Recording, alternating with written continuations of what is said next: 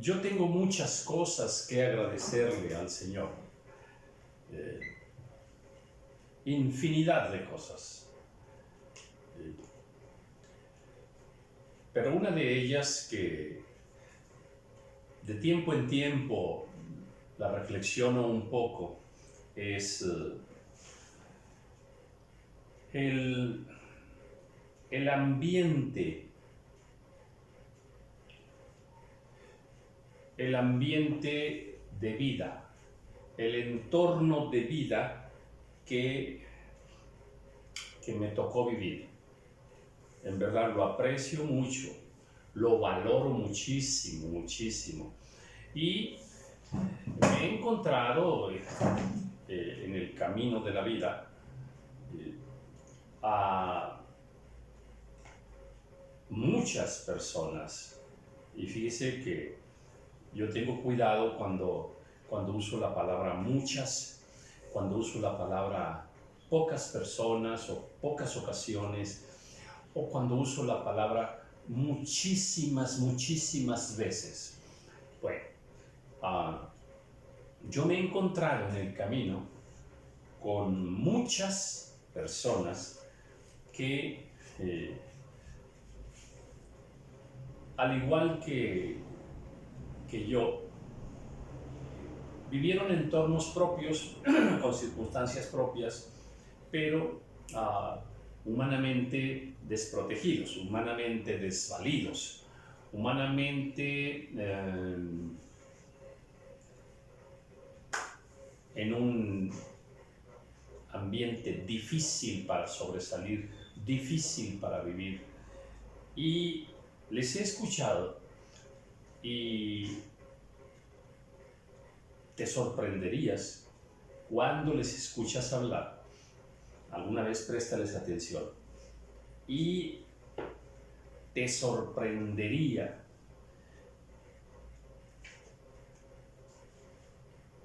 lo que eso significó para nuestras vidas. O sea,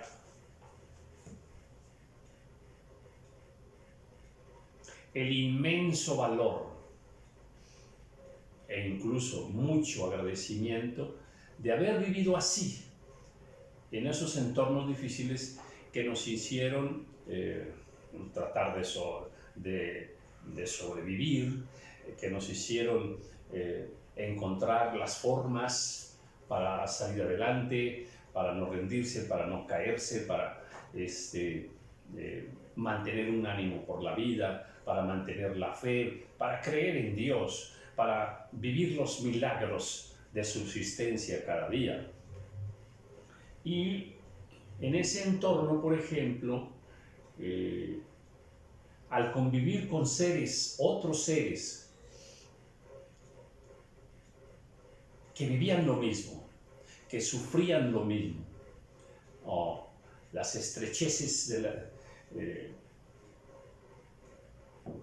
de la vida, encontrar en aquellos que estuvieran junto a ti un compañerismo de vida, un apoyo, un ambiente de compañerismo, de estar prontos para ayudar a los demás. En otras palabras, pasabas por un momento difícil y rápidamente tenías muchas manos ahí apoyándote, sirviéndote, ayudándote. Había una especie de, ¿cómo llamarle? Era una obligación ayudarse, pero una obligación natural, no una obligación forzada, no. Tenías amigos al por mayor, pero al por mayor, sí. Muchas manos se extendían inmediatamente para, si resbalabas, para levantarte. Una complicidad social en esos entornos.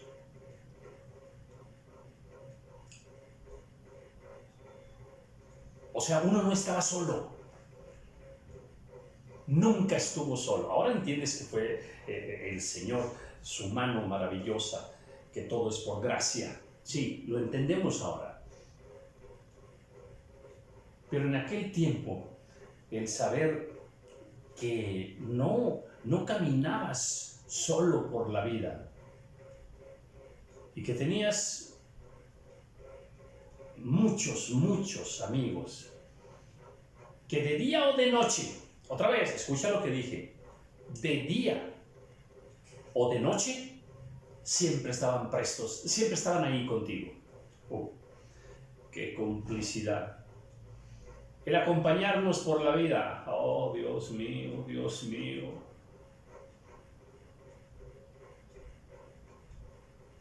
Qué valor tan inmenso tenía eso.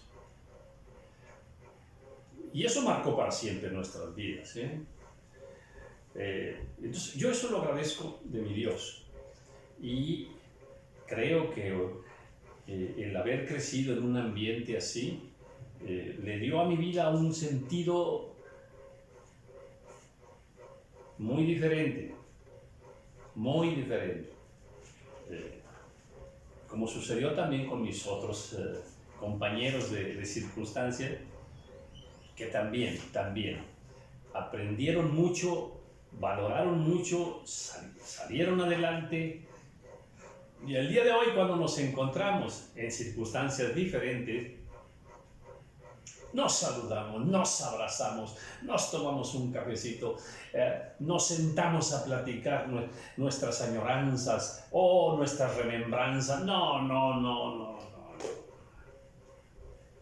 Y déjeme decirle, estos diálogos los he tenido muchísimas veces, con muchísima gente, de mi pasado, de mi niñez, de mi juventud.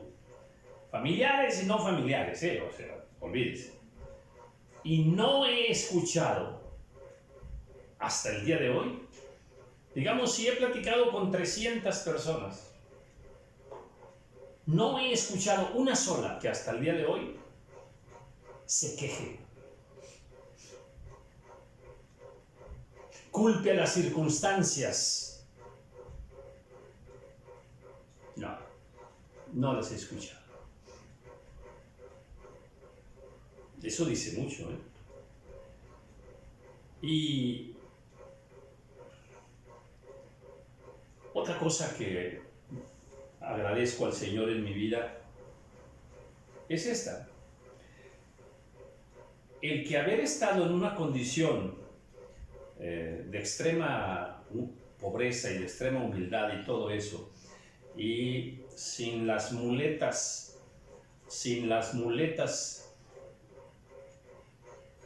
de la vida para apoyarte y salir adelante, habría sido muy fácil tomar un camino equivocado. Vicios, drogas, que sí había ahí cerca, ya se ofrecían algunas cosas así. Y habría sido muy fácil tomar un camino así, pero ¿cómo agradecerle al Señor que me guardó de eso y nunca, ni siquiera vino la tentación para los vicios de aquel tiempo?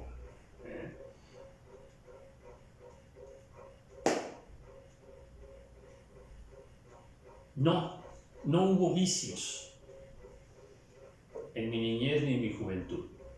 No hubo vicios. Hasta el día de hoy, por ejemplo, nunca me he fumado un cigarro, nunca me he tomado una copa de vino o cerveza o así. Nunca. No hubo el vicio del sexo, el vicio de mujeres, no hubo vicio de droga, no hubo vicios. Y el Señor me inclinó hacia el arte, hacia la cultura, hacia los deportes. Ahora sí, déjeme decir, Esos fueron mis vicios, los deportes, cosas artísticas, cantar, el teatro, declamar. Esos fueron mis vicios. La cultura, leer. Leía de todo. En fin. ¿Cuánto agradezco al Señor que no haya habido vicios? Y debo confesar que, pues, ahora sí tengo un vicio. Tengo un vicio. En aquel tiempo me ofrecían vino y no, jamás me llamó la atención el vino. Nunca me embriagué, jamás.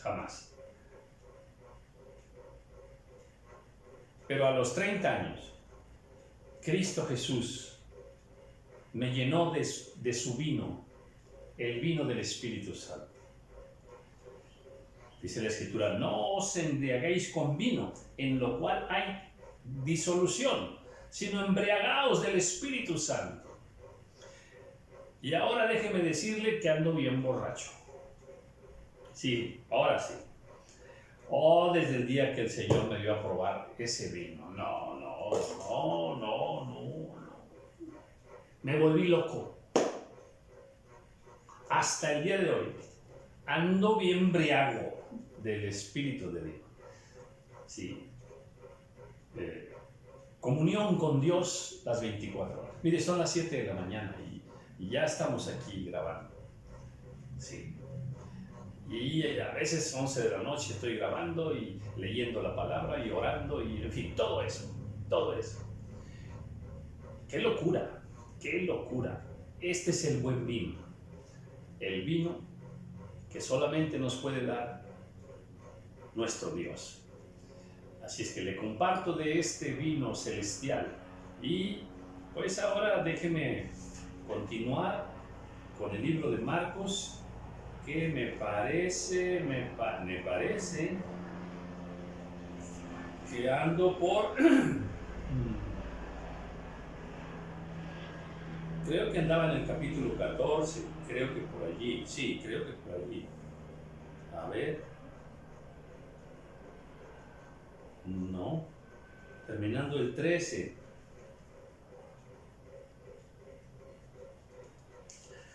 yo creo que estoy terminando el 13, yo creo que sí. Sí, por aquí voy. Cuando ya está tierna, brotan las hojas. ¿Sí? Así también vosotros, cuando veáis que suceden estas cosas, con usted que está cerca a las puertas. Muchas de las cosas que el Señor dijo que iban a suceder, las estamos viendo, sí. Bueno, pues estemos atentos, porque sí, está cerca. La venida del Señor está cerca. De cierto digo que no pasará esta generación hasta que todo esto acontezca. Hice por ahí una reflexión.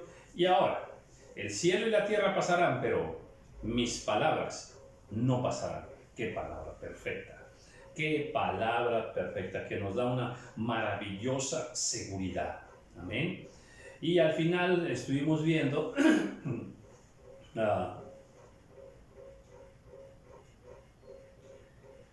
velad, pues no sabéis cuándo vendrá el Señor de la casa. Velad. Y ahí terminé la reflexión del video anterior. Capítulo 14, versículo 1. 2 días después era la Pascua y la fiesta de los panes sin levadura. Y buscaban los principales sacerdotes y los escribas cómo prenderle por engaño y matarle. Bien. Pues, qué tipejos estos, qué fichitas, estos sacerdotes. Y estos, ¿hasta dónde puede llegar una persona, Una persona que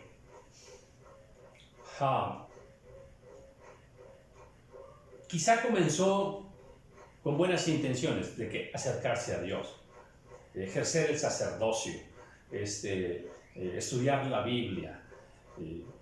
Quizá comenzó así, pero terminaron siendo mentirosos y asesinos. ¿De quiénes estoy hablando? De algunos sacerdotes, dice. Y buscaban los principales sacerdotes, o sea, no es un carpintero, no es un albañil, no es un agricultor, no. Sacerdote, pastor en este tiempo, evangelista, profeta, apóstol en este tiempo.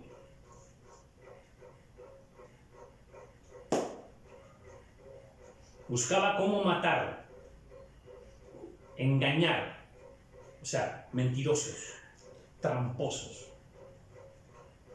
¿Cómo es que se convirtieron así? Hay que tener mucho cuidado, ¿eh? Déjeme decirle, un joven puede comenzar con buenas intenciones de conocer a Dios, buscar a Dios, acercarse a Dios. Y entra al grupo de sacerdotes que ya controla todo. Que ya son dueños de la iglesia, son dueños de, en fin, de los rituales, de los sacrificios. O sea, ya cuando ese joven llega con ilusiones, con sueños, ya entra a un grupo de personas ya con intereses propios, con vicios propios de vida, que ya probaron el poder.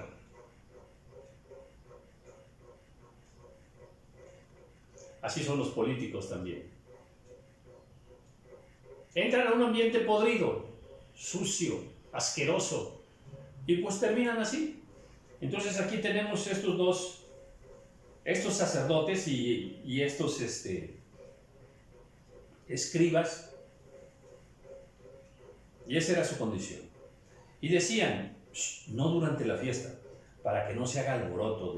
Ahí están tramando, están allá, como dice el Salmo 1, bienaventurado el hombre que no anduvo en consejo de malos, ¿verdad? Ahí está un consejo de malos. Ahí están tramando. Y luego dice,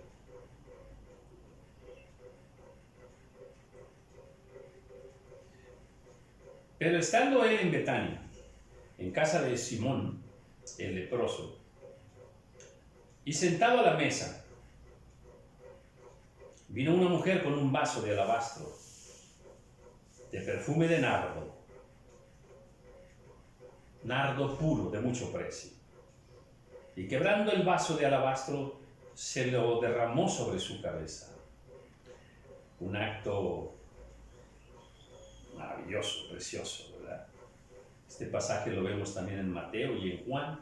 Déjenme ir a Juan 12:1, solamente para tomar alguna referencia, ¿verdad? Juan 12:1, aquí se repite el pasaje. 6 días después de la Pascua vino Jesús a Betania, donde estaba Lázaro, el que había estado muerto. Bueno, y aquí sigue más abajo, a ver, ya. Entonces, le hicieron una cena.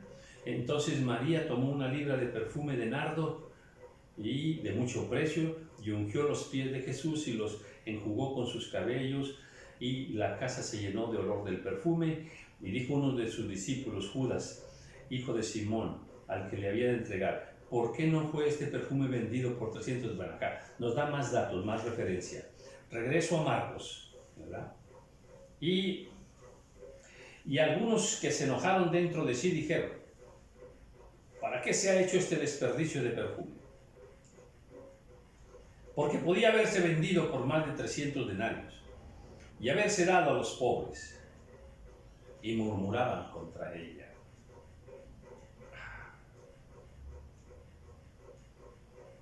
Este pasaje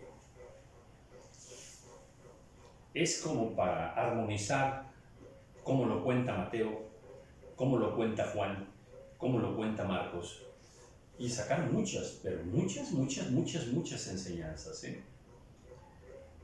Estaba en casa de Simón el leproso. ¿Quién era este Simón? ¿Seguía siendo leproso? ¿O ya había sanado? ¿Cuándo lo sanó el Señor? Y si no había sanado, ¿por qué no había sanado? ¿Por qué seguía siendo leproso? En fin, hay mucho, ¿eh?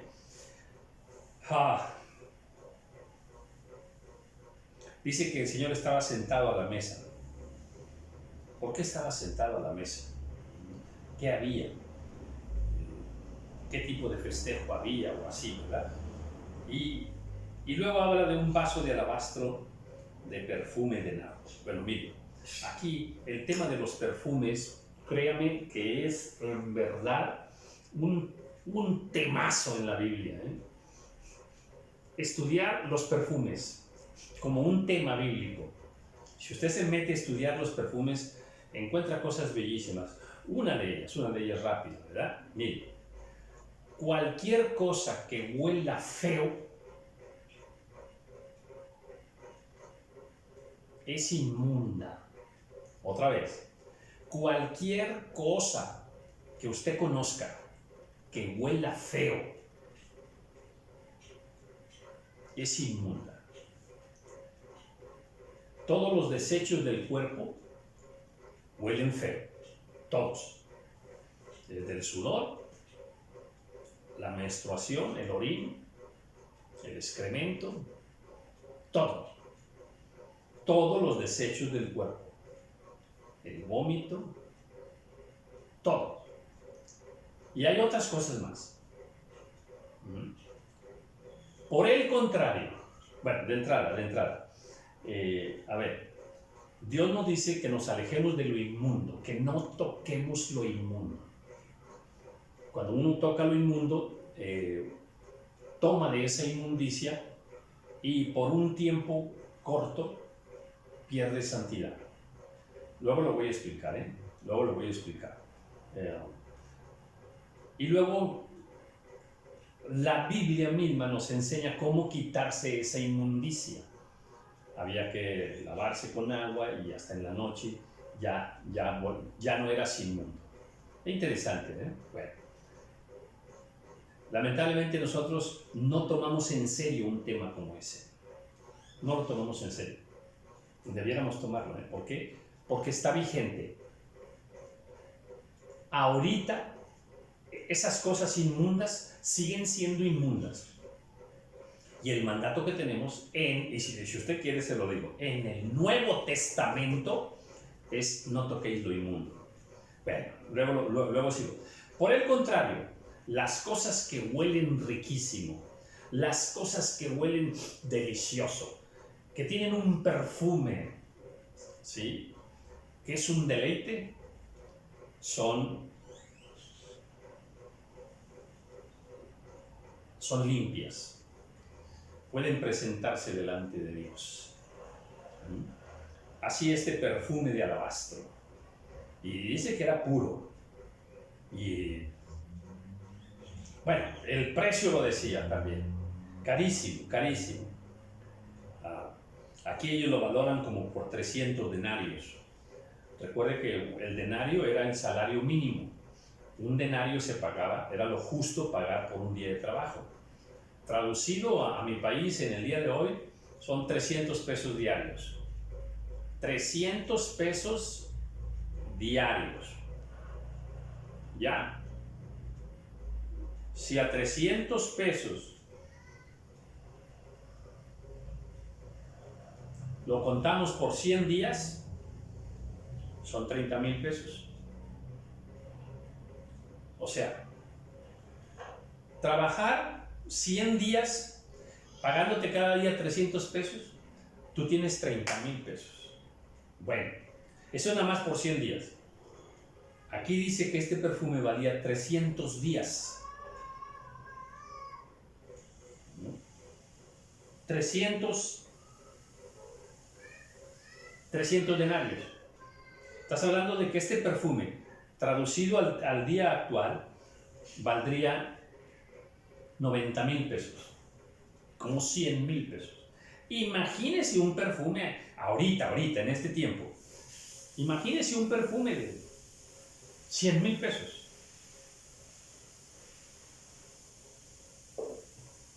Bueno.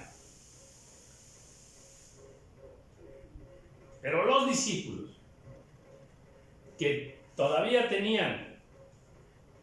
eran incrédulos, tenían duro el corazón. Sí, todavía se peleaban por quién iba a ser una vez que muriera Jesús. No les importaba que Jesús iba a morir, sino quién iba a ser ahora el jefe después de morir Jesús. O sea, esos tipos que eran mitad cristianos y mitad todavía hombres naturales, porque se peleaban entre sí, porque murmuraban, en fin, porque dudaban de que el Señor fuera el Cristo, ¿verdad? Se les apareció varias veces después y dudaban, no creían que fuera Él, ¿verdad? Bueno, estos hombres valoraban más el perfume, o sea, valoraban más el perfume que lo que representaba aquel acto. Mire, el Señor se merecía ese perfume y todo más, todo lo mejor.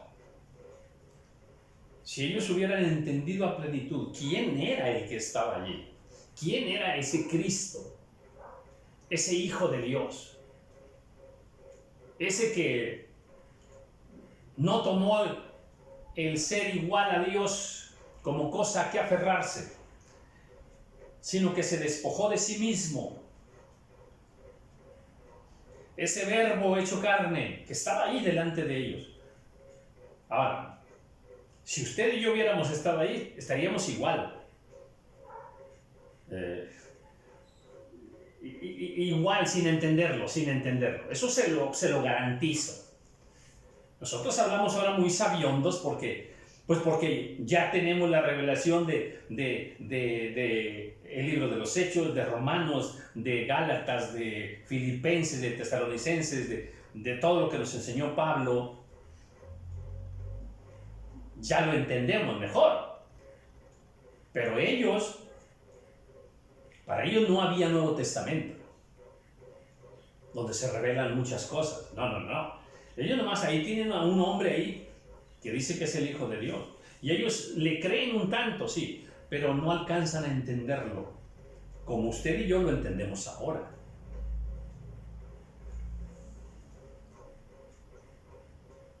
¿Por qué se ha hecho este desperdicio? Podía haberse vendido por más de 300 denarios y haberse dado a los pobres. Y murmuraban contra ella. Mire, esto de haberse dado a los pobres, permítame ponerlo en duda. No, perdóneme, pero no. Es más, se lo garantizo que no. Se lo garantizo que no. Que a ellos no les importaban mucho los pobres. Se lo garantizo.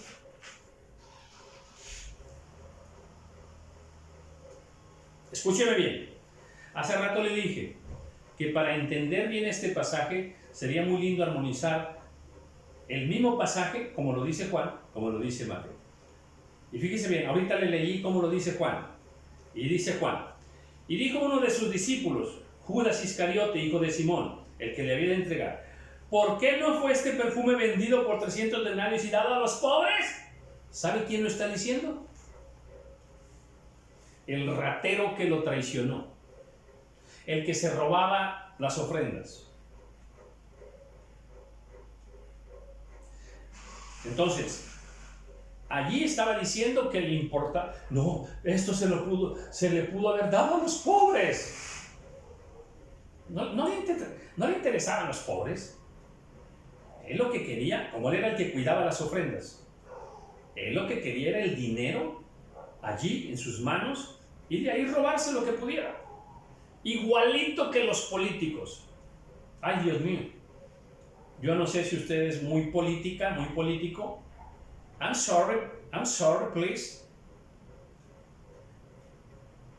Igualito que los políticos. Fingen que le dan a los pobres. Fingen que ayudan a los pobres. Fingen que les interesan los pobres. Sí, pero ellos se quedan con los millones y millones y millones y millones que entran a las arcas del gobierno. Pero su discurso es que les interesan los pobres. Pero en esa repartición, el pastel grande pasa por sus manos. Y ellos se quedan con la mayor parte del pastel. Y a los pobres les dan las migajas, pero los los usan como discurso. Así estaban estos apóstoles, al menos este Judas Iscariote.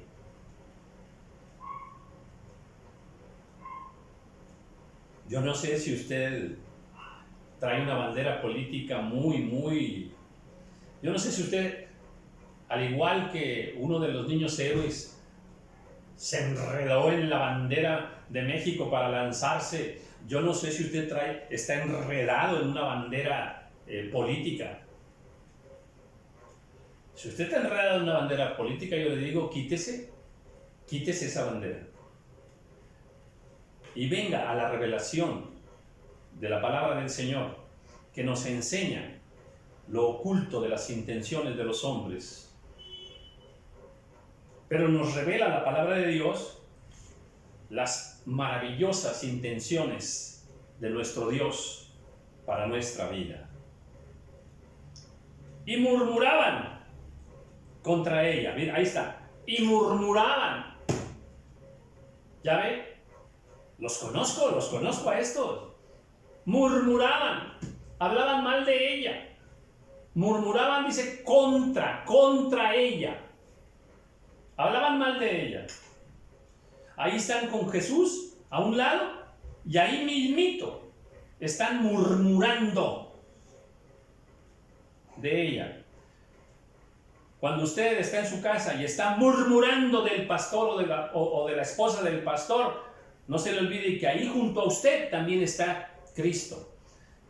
Aquí estos estaban a unos metros de Cristo y están murmurando contra la que le está lavando los pies. Cuando usted vuelva a murmurar, cuando usted esté murmurando de su suegra, cuando esté usted murmurando de su jefe, murmurando de sus compañeros de trabajo, cuando esté usted murmurando de su tía, de su nuera, de su yerno, tenga mucho cuidado, porque usted está murmurando y allí, a unos metros de usted, ahí está Cristo. Ahí se la dejo.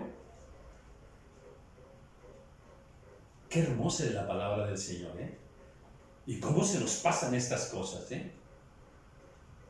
Y murmuraban contra ella. Pero Jesús dijo, dejadla, ¿por qué la molestáis? Buena obra me ha hecho. Buena obra me ha hecho. ¡Qué belleza! Déjenla. Ya deja la suegra. Esposas, cuando se juntan con sus amigas o cuando viene un familiar y empiezan ustedes a murmurar de su esposo, yo les digo en el nombre del Señor, cállese. Déjelo. Varón de Dios, deja de murmurar de tu esposa cuando no está ella presente. Deja de hablar mal de tu esposa. Cállate. Déjala. Porque molestas al Señor. Molestas al Señor. Y ya me estoy enojando yo también. Ya estoy molesto. Ya. Amados hermanos, con amor en Cristo Jesús para ustedes. Amén. Esta es a las 7 de la mañana la maravillosa palabra del Señor. Embriaguémonos con el vino santo, el vino sagrado del Espíritu Santo. Amén.